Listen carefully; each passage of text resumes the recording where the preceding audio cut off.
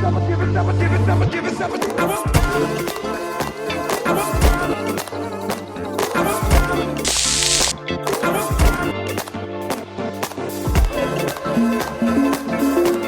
let's talk about the advantages of working with rubber dam. First of all, why is rubber dam so important?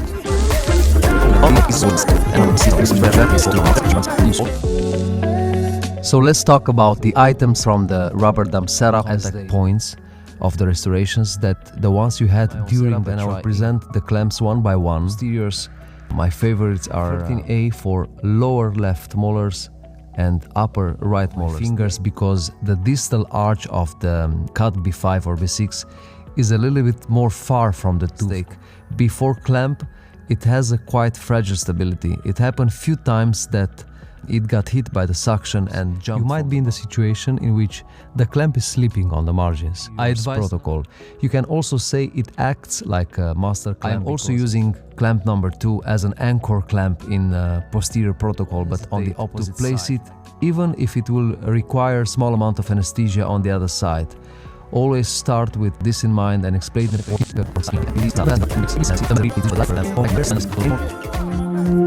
Rubber dam inversion is the key factor to obtain a perfect isolation. It's not enough that the rubber dam will just surround the tooth. It's important that the peripheral of the hole from the rubber will fold against the sulcus.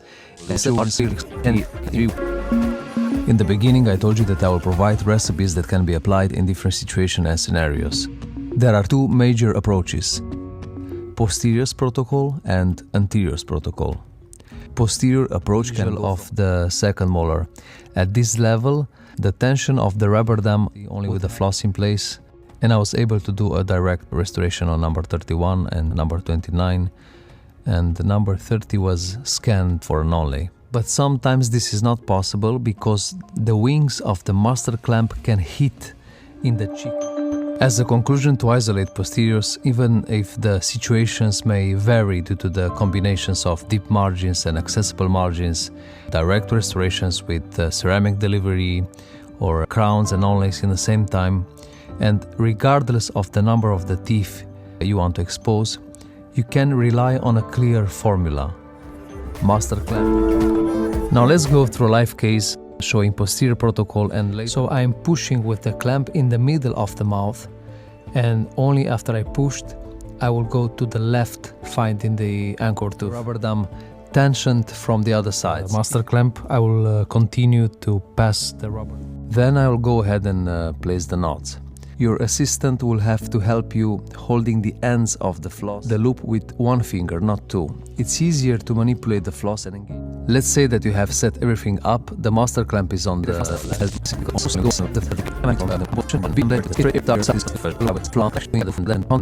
Let's see a full mouth rehabilitation with ceramics on posterior teeth, so we can recap a lot of aspects of isolation on posterior protocol. This is the same session, lower and upper right teeth, number 29, 30, 31, and number 3 and 4.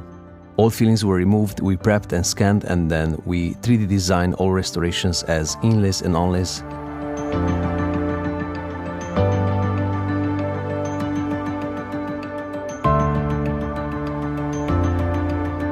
And milled from ceramic blocks.